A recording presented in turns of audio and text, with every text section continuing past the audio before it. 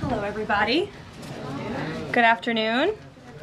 Happy Monday. Happy St. Patrick's Day. I see a lot of us are very festive in our green. Peter Ducey, I like it. First today, I want to address the devastating tornadoes and storms that have impacted many states throughout the South and the Midwest. As of this morning, more than 40 innocent lives have been lost, and many communities have been totally destroyed. The president has been actively monitoring the situation, and the Trump administration is engaged with governors and local officials to restore affected communities and livelihoods. Everyone impacted is in our prayers, and President Trump is fully prepared to assist state and local officials as they recover from the horrific damage. The president has had a very busy weekend, making our country and the world a much safer place. President Trump ordered decisive military action against the Houthi terrorists in Yemen. These Houthi terrorists have engaged in piracy, violence, and terrorism against American ships for years under the Biden administration, costing billions of dollars and putting innocent lives at risk. Joe Biden's pathetic weakness invited these unacceptable attacks. But there's a new sheriff in town, and his name is Donald Trump. And the world is officially on notice.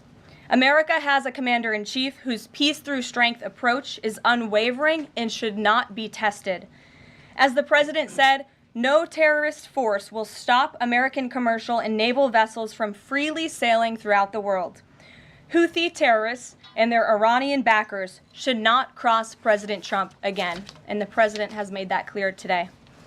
On another important matter, President Trump signed a proclamation invoking the Alien Enemies Act regarding the invasion of the United States by the foreign terrorist organization Trend Air Agua. At the president's direction, the Department of Homeland Security carried out a counter-terrorism operation deporting nearly 200 violent Trend Air Agua terrorists, which will save countless American lives. Thanks to the great work of the Department of State, these heinous monsters were extracted and removed to El Salvador, where they will no longer be able to pose any threats to the American public.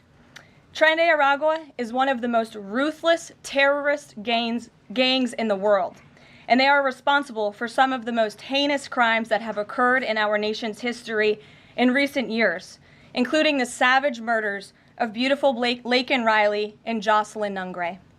President Trump promised Lakin and Jocelyn's families during his campaign that he would demand justice for their beautiful girls, and that's exactly what he did.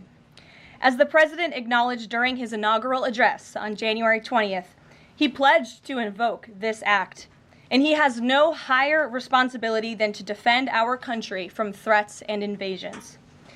President Trump will continue his historic efforts to seal the border and prevent these illegal invaders from coming here in the first place.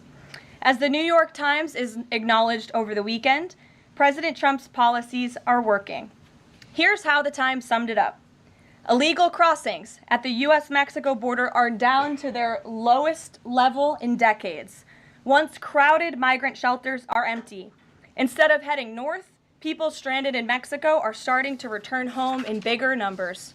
The border is almost unrecognizable from just a couple of years ago, when hundreds of thousands of people from around the world were crossing into the United States every month in scenes of chaos and upheaval. This is the Trump effect in action. And again, those are the words from the New York Times. We didn't need a border security bill. We just needed President Trump. All of these actions taken together are contributing to a wave of optimism about the direction of our great country.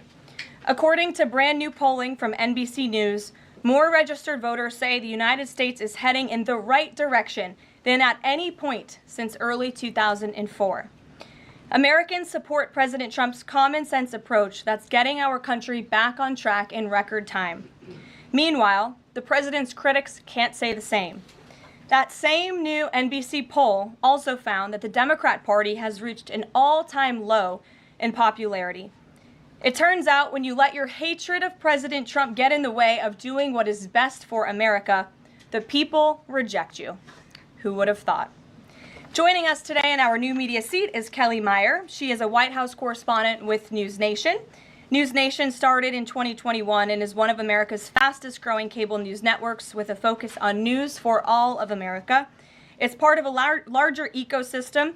Nexstar, which is home to News Nation, the political website The Hill, the broadcast network The CW, and local Nexstar stations. With that, kick us off, please, Kelly. Thank you, Caroline. What do you say to Americans who want safe streets but are concerned due process is being violated? The president is using every lever of his executive authority and his constitutional authority within the bounds of the immigration laws of our country to ensure that our streets are safer for law-abiding American citizens. And this administration is focused on detaining, arresting, and deporting illegal criminal aliens. And as you saw this past weekend, the president used his authority under the Alien Enemies Act to deport foreign terrorists. Trend Air Agua is now a designated foreign terrorist organization. And as I said, there were nearly 200 Trend Air Agua members who were sent to El Salvador this weekend. Countless lives will be saved because of this action. And if you talk to the families, the angel families, as I mentioned, Lakin Riley and Jocelyn Nungre, they understand the grave cost of life at the hands of these illegal terrorists. And the president is proud to deliver on that promise for them. And just to follow up on that, this will be challenged later today in the courts. Does the president, does this allow him to defy the court order without having this the checks and balances and the separation of power? No. In fact, this administration acted within the confines of the law, again, within the president's constitutional authority and under the authority granted to him under the Alien Enemies Act. We are quite confident in that, and we are wholly confident that we are going to win this case in court. Peter. Thank you, Caroline. If you guys can't send 200 Trend Air Agua terrorists at a time to El Salvador, where are you going to send them instead? It's a very good question. You'd have to ask the courts and the people on the left who are trying to fight this administration for doing the business that this president sought out to do, which is to deport these foreign terrorists. And we're very grateful to President Bukele and to El Salvador for accepting these heinous monsters where they will face justice. And if these guys are terrorists at war with the United States, is President Trump considering anything more lethal to address them than just sticking them on a plane somewhere else? Well, it sounded like you had a little bit of curiosity in the premise of your question, so I want to address it. These are designated foreign terrorists. The president signed a proclamation on February 20th, 2025, designating TDA as a foreign terrorist organization that was in consultation with the Attorney General and the Secretary of Treasury. That was pursuant to 8 U.S. Code 1189. The president has the right to do that. And I think nobody would argue that Trend Air Agua should be designated a foreign terrorist organization. If you want to have that argument, I'm happy to do it. These are heinous monsters, rapists, murderers, kidnappers, sexual assaulters, predators who have no right to be in this country, and they must be held accountable. And something different. There is now a member of the European Parliament from France who does not think the U.S. represents the values of the Statue of Liberty anymore. They want the Statue of Liberty back. So is President Trump going to send the Statue of Liberty back to France? Absolutely not. And my advice to that unnamed low-level French politician would be to remind them that it's only because of the United States of America that the French are not speaking German right now. So they should be very grateful to our great country. Kelly. Is the administration prepared to give the court what it wants in terms of the time of the flights that departed, that went to El Salvador, and some of those details that the judge is asking for in trying to determine the timing? Clearly, the 5 named individuals were not deported. That's right. In compliance. But looking more broadly, wanting to know about the timing of flights and so forth, because the verbal order did say turn around the flights if there's an issue. So is the administration prepared to provide that information? I'm prepared to provide it right now. All of the planes that were subject to the written order, the judge's written order, took off before the order was entered in the courtroom on Saturday. And the administration will, of course, be happily answering all of those questions that the judge poses in court later today. And for people who have due process questions about making certain that there wasn't anyone who was swept up who did not meet the criteria that you laid out, is there a way for the administration to provide more detail about how that was determined, who the individuals were that met this deportation order? Yes, I can assure the American people that Customs and Border Patrol and ICE and the Department of Homeland Security are sure about the identities of the individuals who were on these planes and the threat that they pose to our homeland. They take this incredibly seriously. They are putting their lives on the line to deport these designated terrorists from our country, and they should be trusted to do that. And that's exactly what the American people elected this president to do. Go ahead. Thanks, Caroline. Just to follow up on that, then, so you're saying definitively that the administration can prove everyone that was put on those flights to El Salvador was either a member of Trend Air Agua, MS-13, or some other entity? We've already provided the breakdown in the effort of transparency about the 261 illegal aliens who were deported. 137 of those were deported under the Alien Enemies Act. 101 of those were Venezuelans removed via Title VIII, which, as you know, are just regular immigration proceedings. And 23 of them were MS-13 Salvadorian gang members. There were also 2 MS-13 ringleaders as part of that group of 23 who President Bukele particularly expressed his gratitude for their return so he can demand justice in his home country. Jennifer. What criteria, though, other than, say, tattoos or maybe being in the wrong place at the wrong time, are they using to determine that someone is actually a member of one of these organizations? Intelligence and the men and women on the ground in the interior of our country who are finally being allowed to do their jobs. Their hands were tied under the previous administration, and as I said, they take their jobs very seriously. They should be trusted and respected by the American public with this operation. And of course, as I said to Kelly, the administration will provide all details to the questions that the court poses. Jennifer. One more follow-up on that. Can you say how much the U.S. is paying El Salvador to imprison these Venezuelans? And then a different question on Russia. I was wondering if you could give us an update on the ceasefire negotiations, and is there anything you can share on the list that Putin passed along to President Trump for the things he's requesting? Sure. To your first question, it was approximately $6 million to El Salvador for the detention of these foreign terrorists. And I would point out that is pennies on the dollar in comparison to the cost of life and the cost it would impose on the American taxpayer to house these terrorists in maximum security prisons here in the United States of America. And I would echo the message of our Secretary of State, Marco Rubio, who expressed his gratitude to President Bukele and El Salvador's government for their cooperation in this deal. As for Russia, as you know, the president announced last night on Air Force One on his return from his very busy weekend in Florida that he will be speaking to President Putin tomorrow. I won't get ahead of those negotiations, but I can say we are on the 10th yard line of peace, and we've never been closer to a peace deal than we are in this moment. And the president, as you know, is determined to get one done.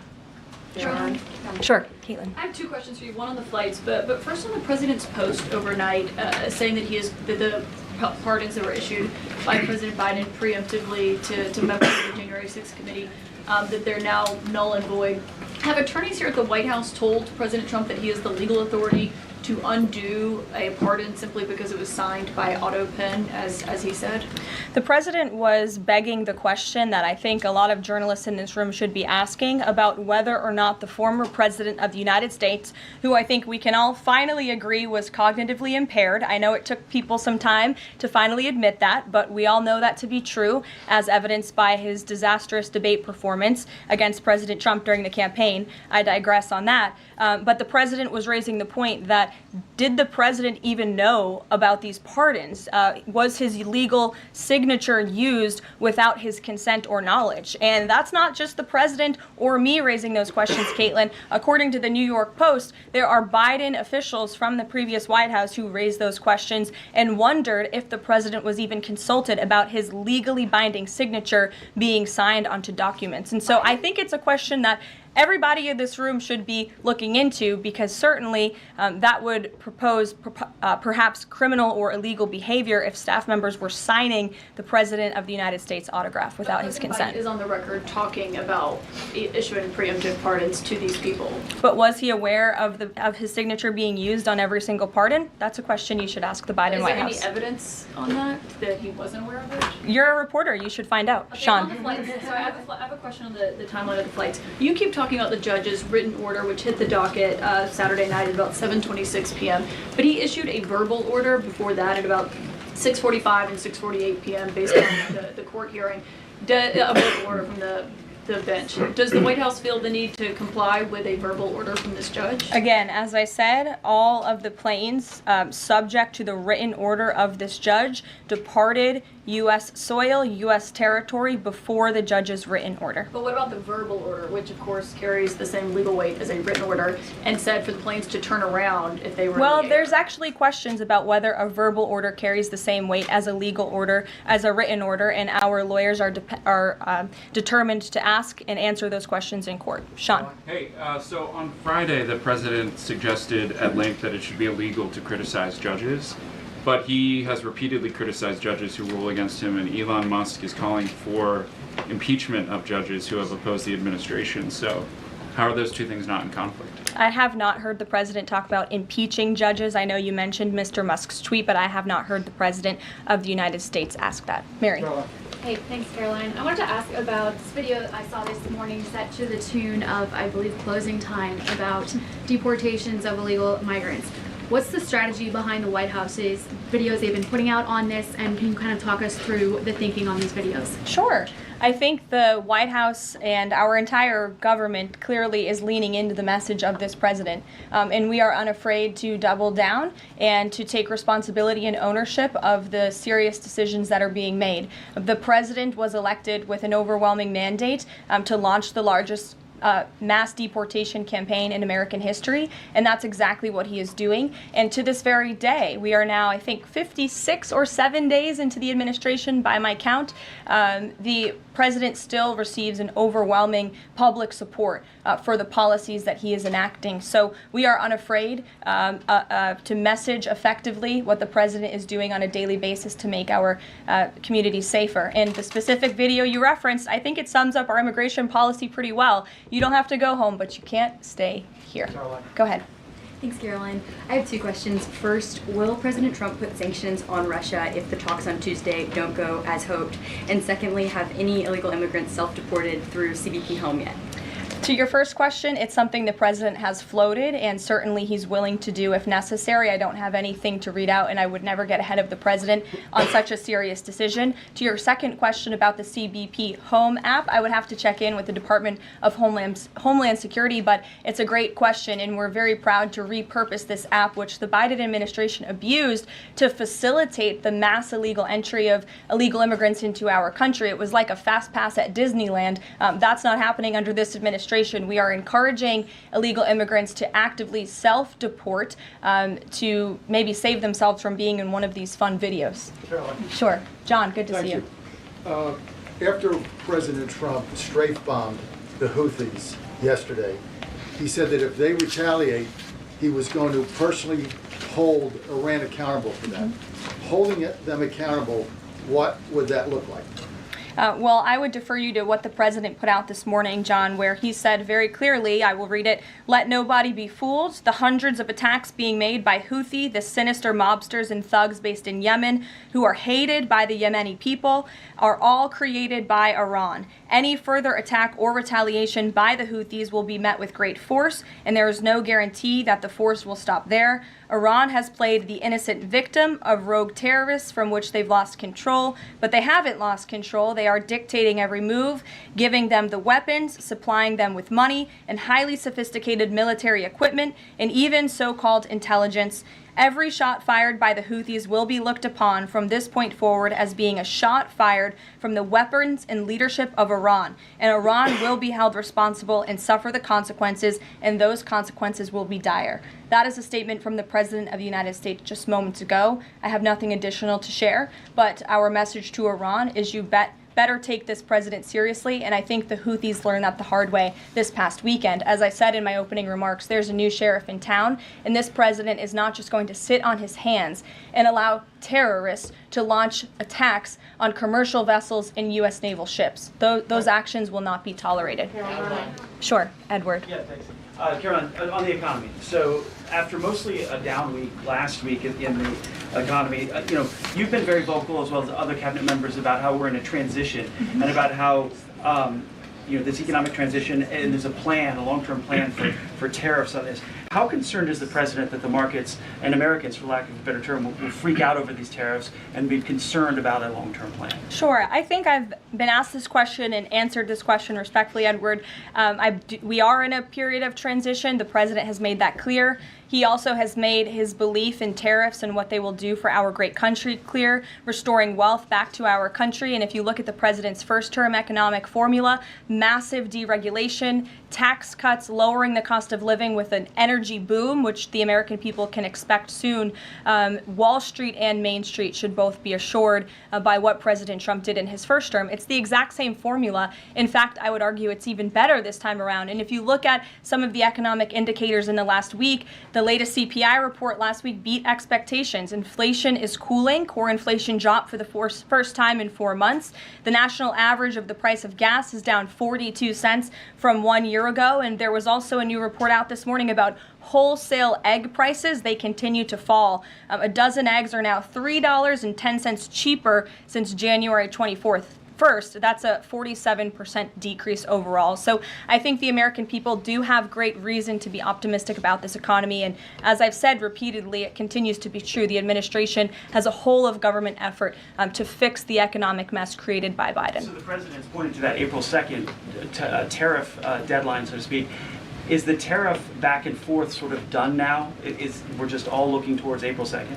Well, I think the president would tell you that all options are always on the table, and he's always ready to respond if he feels the United States is being unfairly treated by our allies and also our competitors around the world. But yes, the April 2nd day is a big day for the country, as the president has said. Reciprocal tariffs will go into effect. We'll have more details on that as the date nears, but our entire trade team, Secretary Lutnick, Secretary Bessent, the vice president has been quite involved in these talks and discussions as well about what that will look like. And the president, as you always do, you will hear from him directly on it.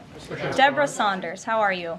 Fine. How are you doing, Caroline? Good, thanks. Former Pardon Attorney Elizabeth Boyer believes she was fired for refusing to sign off on a move to restore gun rights to actor Mel Gibson. DOJ's Todd Blanche says no. But I want to know, is the administration dedicated to restoring gun rights to felons who served their times? I ask this because I've talked to people who were pardoned. They felt that was important. Of course, this isn't necessarily for a pardon. What is the president's thinking on this issue? Sure. After you've served your sentence, should you have gun rights? It's an important question. It is one I have not spoken to the president about on his views, but I will take it to him this afternoon. I will tell him you asked, and we will get you an answer. You're welcome. Jonathan. Thanks a lot, Carolina. A question for you regarding the administration complying with judges' orders. I want to ask about an administration spokesperson who's the border czar, Tom Homan. He was on Fox News. We love Tom Homan. And he was talking about the deportations, and he said the following. He said, "We're not stopping. I don't care what the judges think," which seems to me, just reading that, that you don't care what orders come from the federal bench. Is that the case? Can you clarify that, please? Well, I think since you just quoted Tom, I'll quote Tom. He said, "I don't care what the judges think, but I can assure you that the administration is complying with the court order." And as I've said repeatedly from this podium, all of the flights that were subject to the judge's written order departed before the written order, and we are prepared to make that case in court later this afternoon. Reagan. And then if I could, on Russia, the president, as you pointed out, Caroline, made some remarks on Air Force One coming back from Florida, and he seemed to indicate that the conversation tomorrow concerns essentially dividing up assets, dividing up territory associated with the war in Ukraine. Has President Zelensky given President Trump that authority? Is that what is going to take place tomorrow? Well, as you know, the president and his entire national security team have been engaged directly with President Zelensky and the Ukrainian team, and that has been part of the discussion between the president's team and the Ukrainians. As for where those lines will be drawn or any specifics, I am not going to get into that from this podium. It would be unwise for me to get ahead of the president's call with President Putin tomorrow. But again, I can assure you, in the effort of transparency, as this president always does, you will hear from him or one of us directly after that phone call tomorrow. Reagan.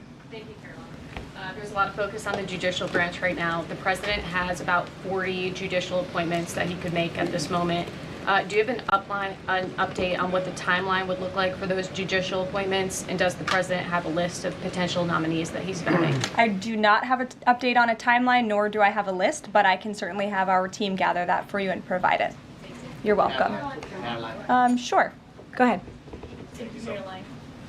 Sure. Thank you, Caroline. So the president is visiting the Kennedy Center this afternoon to attend a board meeting. A question about what happened a few weeks ago. The Kennedy Center got bomb threats targeting a performance by Shingyun Performing Arts, which is an American company showcasing China before communism. This company has been targeted, unfortunately, by the CCP for years. I'm wondering if this administration has a response to this, and also as the president is putting an emphasis on arts and culture, what's the administration's message to potentially foreign state actors who are trying to disrupt that in the U.S.? Don't disrupt it. This administration will take that very seriously and hold you accountable. We obviously condemn any violence or threats of violence against American institutions. And the president will be traveling to the Kennedy Center later this afternoon. I look forward to going with him. As you know, he is now the chairman of the board of the Kennedy Center, where he hopes to restore arts and culture that embrace American tradition, don't disparage it, as we have unfortunately seen over the past several years. The president will be doing a tour of the center. In his business developer mind, I'm sure he will make some recommendations on how the center itself can be improved, but also we'll be discussing perhaps some future plays and musicals and theatrical programs that the center will be hosting under his new leadership and the board's new leadership. Daniel.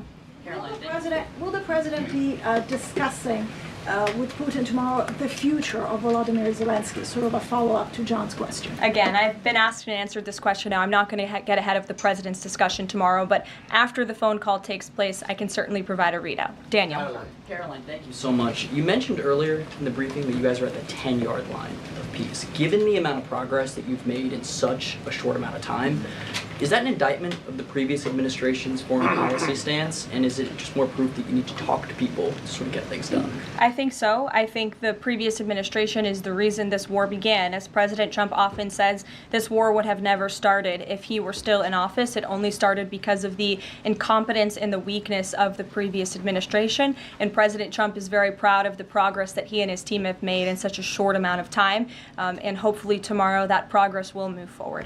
Sure. Thanks. There have been some media reports just in the last few hours that the administration has decided to withdraw from the International Center for the Prosecution of the Crime of Aggression against Ukraine, which is designed to hold Putin accountable for war crimes. Are you able to confirm that? And if that has occurred, why has that occurred? I'm not able to confirm it because I have not heard that. I will caution, I know there have been many inaccurate and misleading reports from Reuters lately, so I would caution anybody taking that seriously, but I can check in and get back to you. Rachel. Thanks, Caroline. Is it the president's belief that the Justice Department should be investigating members of the January 6th Select Committee? Is he directing the DOJ to do that? As the president made it very clear in his address on Friday, I believe some of you were there, I was there, he made his vision for what he would like to see of the Department of Justice very clear, but he said that he has appointed great people in Attorney General Pam Bondi and also in our FBI Director Kash Patel to do what they think is best for our justice system and to stop the weaponization of justice that we saw under the previous administration against not just President Trump but his supporters as well. We want to restore the Department of Justice to an institution that focuses on fighting law and order and crime and putting real criminals behind bars, not targeting Americans because of their religion or their political speech. We saw that under the previous administration, and it's unacceptable to this president. And just to follow up really quickly on just Homan's comments from earlier, a few weeks ago in the Oval Office, the president said he will always abide by the courts. We heard what Tom Homan said earlier today. So I'm only asking just to be clear for the American people. It is the administration's belief that that you feel like you are bound to comply by the judge's orders? We are complying with the judge's orders. Question on the storm. Sure. What role does the president see for FEMA with these storms? He's talking about getting rid of FEMA, states handling their own disasters. plan to change how the federal government responds to these storms? There hasn't been a change yet. That doesn't mean there couldn't be in the future. But as of right now, the president, the entire administration are actively monitoring the storms, as I said. In fact, before I came down here, there was an email note in my inbox from the Department of Homeland Security on what they are actually doing state by state across the board. So rest assured, Secretary Noem and her team is on it, and I would defer you to the Department of Homeland Security for any further details. One more question. The president referenced power plants with a conversation with Vladimir Putin. What is he referring to with power plants? What is that? There's a power plant that is on the border of Russia and Ukraine that was up for discussion with the Ukrainians, and he will address it in his call with Putin tomorrow. The nuclear plant. Correct. Okay. Yes. Caroline? Do you have a question? Yes. Okay. I wanted to ask you if you would be releasing more granular data about the people who were sent to El Salvador this week. Particularly, will you be releasing their names? I don't believe so because of the privacy concerns at this point in time. That doesn't mean we won't eventually. I would defer you to the Department of Homeland Security for more details on the individuals on the flights, but we have been incredibly transparent in giving you the breakdown of the numbers and also some of the crimes committed by these heinous criminals and individuals: kidnapping, sexual abuse of a child, robbery, aggravated assault on a police officer. I would remind everybody in this room that Trend Air Agua is a foreign terrorist organization operating within the United States of America because the previous administration allowed them to invade our country. These are monsters who tortured, raped, and murdered a 12-year-old Jocelyn Nungre. They murdered 22-year-old nursing student Lakin Riley. They led a multi-state sex trafficking operation involving smuggling women into the United States, holding them in stash houses in Louisiana, Florida, New Jersey, Texas, and Virginia, and forcing them into prostitution.